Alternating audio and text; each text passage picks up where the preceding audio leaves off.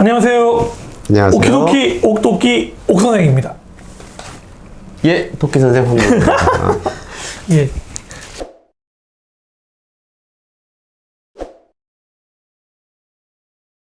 늘 매일 찍는 게 아니다 보니까 약간 그러게요. 수도 있습니다. 예.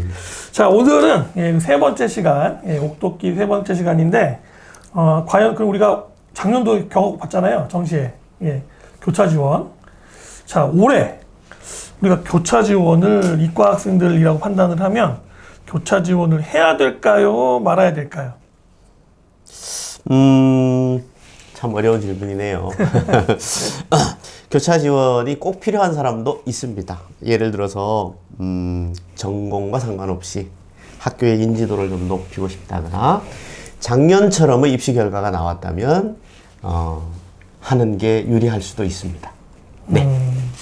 그럼 뭐 간단하게 말해서 학벌로 따라가겠다 생각하게 되면 이과 쪽에서 문과 쪽으로 교차를 하는 게 괜찮다, 의미가 있다고 볼 수 있나요, 그러면?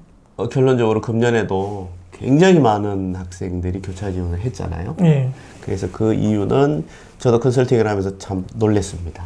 이 정도까지 안 넘어갈 줄 알았는데 너무 많은 학생이 학교 인지도 차이를 보고 소위 말하는 급간이 2급간, 3급간까지 올라가니까 아마 혹해서 아마 가지 않았나 이렇게 생각이 들고요. 작년과 같이 똑같은 이렇게 수능의 결과가 나온다면 금년도 아마 넘어가는 것을 막을 수 있는 방법도 없고요. 넘어가는 학생도 많을 거라고 생각합니다. 이제 보니까 그 전년도에 그 교차로 넘어간 학생을 확인해 보니까 제일 많이 갔던 전공이 경영 경제였거든요. 그렇죠. 그건 이해가 되거든요. 네네. 그런데 두 번째로 많이 갔던 영역이 저희가 판단할 때는 뭐 사회과학 계열이 아닐까 싶었는데 오히려 두 번째가 외국어였고요. 세 번째가 인문학이고 마지막 네 번째가 사회과학으로 바뀌어 있었거든요. 그럼 왜 이과 학생들이 문과로 교차를 했을 때 왜 두 번째가 외국어였을까요? 합리적인 의심이 드는 게 예. 사실은 그게 바로 학교 인지도를 높이기 위해서 갈 수 있는, 가장 높게 갈 수 있는 급간을 가장 많이 올릴 수 있는 부분이 아니었나라는 생각이 들고요.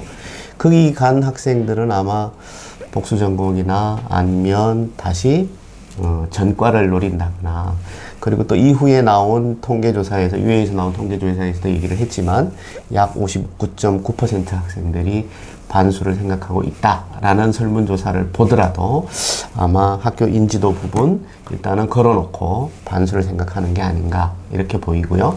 근데 여기에서 주의해야 될 게 반수하고 그 다음에 복수전공 전과하고는 완전 다르거든요. 복수전공이나 만약에 전과를 하게 된다면 학점을 잘 따야 돼요. 그래서 그런 부분인데 아마 학점 잘 따기가 쉽지가 않기 때문에 아마 59.9%나 되는 학생들이 아마 이쪽 선택한 학생들이 좀 더 많지 않을까 하는 예측을 해봅니다. 외국어 쪽 쓴 학생이 다 반수하려고 하는 게 아닐까요? 그럴 가능성이 좀 높아 보여요. 그죠? 네. 왜냐면 이게 복수 전공도 얘기하셨지만 복수 전공의 전제는 뭐냐면 졸업이거든요. 그렇죠. 해당 과로 졸업을 하는 게 전제가 돼야지 다른 과로 이제 복수가 되기 때문에 내가 만약에 독일어과에 갔다 그러면 무조건 독일어과는 졸업이 돼야 되는 거예요. 그렇죠. 졸업이 돼야지 경영이나 경제로 돌릴 수 있기 때문에 이게 전과랑은 다르잖아요. 그렇죠. 근데 제가 학생들 만나봐도 이거 제대로 모르고 그냥 막 쓴 학생들이 있어서 있죠. 그 학생들 중에 상당수가 아마 반수로 돌지 않을까? 그렇게 약간 의심이 좀 되는 것 같아요. 네, 그럼 일단 어쨌든 간에 그래도 교차 지원이라고 하는 영역이 일단 현실적으로 벌어지고 있는데 이 교차 지원이 좋은 점이 있다면 어떤 게 좋은 점이 있을까요, 이게? 그래서 이제 교차 지원의 좋은 점이라는 건 딱 그거 하나입니다. 그 반수할 수 있는 부분에서 다시 돌아갈 수 있는 부분, 뭐 이런 부분에 대해서 아마 어느 정도 하나 걸어놓고 하는데 그게 그 정도가 아마 좋은 점, 장점이라고 보여지고 실제로 생각해서는 그대로 졸업하기가 쉽지는 않을 거로 보여지거든요. 그 좋은 점이 그거 하나면 나머지는 나쁜 점이겠네요. 또 나쁘거나 비슷하거나 정도인데 나쁜 점이 더 많다고 봐요. 솔직히. 예. 그럼 대학교에서도 이런 내용을 알 텐데 그렇죠. 이걸 알면은 이거에 대해서 무슨 대응을 하지 않을까요? 그래서 이게 사실은 원래 이제 그 과목별로 표준 점수를 내는 것도 사실은 그 Z 점수를 낼 때 그동안 영어를 빼고 국어하고 수학은 평균을 100점, 표준 편차를 20점으로 해서 같은 평균을 똑같이 맞췄었어요. 네네. 근데 이제 그렇게 맞춰놓고 보다 보니까 수학에서 확통을 한 친구나 미적 기하를 한 친구들이 이걸 똑같이 계산을 해버리게 되면 문과 학생들이나 이과 학생들은 아무런 점수 차이가 없어져요. 예, 예. 그렇게 돼버리면 원래 이거 표준 점수를 내는 Z 점수를 내는 거는 두 집단에 누가 더 우월하다, 나쁘다 이 부분은 고려되지 않아요. 네네. 그러니까 누가 더 어려운 과목을 잘했느냐거든요. 그렇게 따지다 보니까 오히려 그동안 계속 보면 문과 친구들이 수리나 했던 친구들이 표점이 더 높게 나오기도 했었거든요. 네네. 그동안. 그래서 묶어놨는데 만약에 그렇게 돼버리면 이과 문과의 교차 지원에서 특히 문과에서 이과의 교차 지원으로 상당히 많이 나올 거라고 예상이 되어서 그래서 조정 점수를 만든 것이 자 Z 점수가 원래 똑같은 점수로 평균 점수를 똑같이 놓고 봤는데 미적 선택한 학생들의 공통 과목의 평균을 평균 점수로 잡고 확통을 선택한 학생들의 확통 선택의 평균을 잡다 보니까 그 평균 점수 차이가 지난 3월 달에 조사한 바로 보면 평균 점수가 20점 차이가 났거든요. 그걸 기준으로 잡고 했기 때문에 도저히 따라갈 수가 없었던 상황이었습니다. 그래서 그걸 계속해서 보정해 보려고 교육과정 평가원에서 노력을 했지만 결과적으로 이런 엄청난 결과가 나오게 되다 보니까 자연계 학생들이 인문계로 교차 지원했을 때 인지도가 높은 대학 쪽으로 접근이 가능했고요. 그 다음에 특히나 또 이번에 꼭 수학하고 수학뿐 아니라 사실은 또 한몫한 것도 사실은 탐구입니다. 과학탐구 영역에서의 표점이 굉장히 높았었거든요. 그래서 과학탐구하고 사회탐구하고의 표점 차이가 작게는 5, 6점, 많게는 10점까지 났었거든요. 이것도 굉장히 교차 지원을 부추긴 요인이다 이렇게 보여집니다. 그러면 올해 어떨까요? 그래서 이제 교육과정 평가원에서는 이 부분에 대해서 인지하고 있어서 아마 계속해서 지금 모니터링 하고 있을 거고요. 3월, 4월.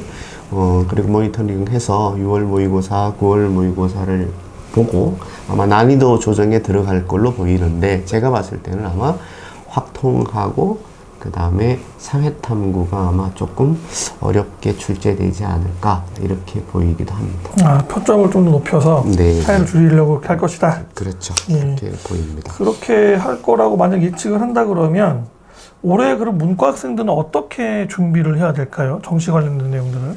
그래서 지금 문과 학생들 중에서 최상위 그러니까 재수생이나 N수생들 중에서 그야말로 확통 미적을 다 했던 친구들 같은 경우에 아마 소수 학생들이 자신감이 있기도 하니까 미적을 선택하는 친구들이 가끔 있겠지만 재학생들은 아마 문과 학생들이 미적을 선택해서 정시를 준비한다는 것은 상당히 아마 좀 부담이 될 겁니다. 그래서 일단 중상위권, 상위권 쪽에서는 아무래도 수학에서 미적을 선택하기는 어려울 거라고 보여지고요.